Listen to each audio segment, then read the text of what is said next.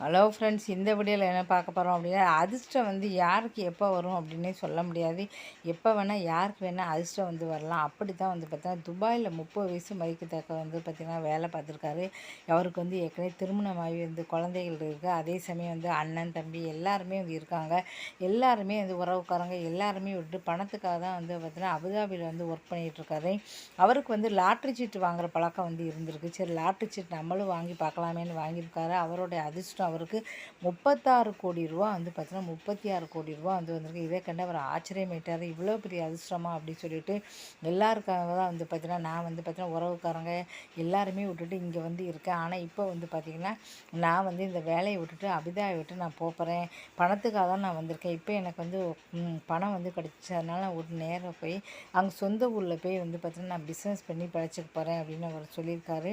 அவர் பண்ணுறது சரியாக கேட்டால் ரொம்ப சரி சொல்லலாம். ஏன்னா பணத்துக்காக தான் வந்து அவர் அங்கே போயிருக்காரு. இப்போ வந்து அவருக்கு பணமும் வந்து கிடச்சிருச்சு.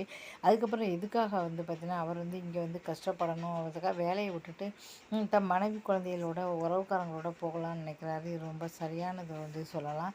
சரியான ஒரு முடிவு அப்படின்னு சொல்லலாம். ஏன்னா அவருக்கு தேவையான பணம் வந்து கிடச்சிருச்சு. இதனால் அவர் வந்து சந்தோஷம் அடைஞ்சிருக்காரு. இப்போ வந்து எனக்கு தேவையான பணம் வந்து கிடைச்சனால நான் ரொம்ப சந்தோஷமாக இருக்கேன். நான் வந்து ஊரில் போய் வந்து சொந்தமாக ஒரு பிஸ்னஸ் தொடங்கி சந்தோஷமாக இருக்க போகிறேன்னு சொல்லலாம். இந்த மாதிரி அதிர்ஷ்டம் வந்து யாரையுமே எப்போவுமே நம்ம வந்து இளக்காரமாக வந்து நினைக்கக்கூடாது. ஒரு பணக்காரர் வந்து பார்த்தீங்கன்னா ஒரு பிஸ்னஸ் பண்ணுவாங்க, திடீர்னு லாஸ் ஆவாங்க. லாஸ் ஆகி ஏழையாகவும் ஆகலாம். அதே சமயம் ஒரு ஏழை வந்து திடீர்னு ஏதாவது பாருங்கள், நேற்று வரையும் வந்து பார்த்தீங்கன்னா 1 கோடி ரூபா கூட கிடையாது. ஆனால் இன்றைக்கி வந்து பார்த்தீங்கன்னா 36 கோடி ரூபாய்க்கு அவர் சொந்தக்காரர். யார் வேணால் எப்போ வேணால் பணக்காரர் ஆகலாம், யார் வேணால் எப்போ வேணால் ஏழை ஆகலாம். கடவுள் நினச்சா ஒரு நிமிஷத்தில் ஏழையாகிறது பெரிய விஷயம் இல்லை. பணக்காரர் இப்போ கூவாம்பட்டியில் வந்து பார்த்தீங்கன்னா இப்போ இளைஞருடைய ரீல் வந்து வைரல் ஆச்சு. இப்போ வந்து பார்த்தீங்கன்னா ஜீ தமிழில் வந்திருக்காரு. இப்போ வந்து பார்த்தீங்கன்னா இதுக்கு அடுத்து நிறைய சான்ஸு தொடர்ந்து வந்து வரும். அவர் மிகப்பெரிய இப்போ வந்து ஒரு செலிப்ரிட்டியே வந்து ஆகிட்டார்.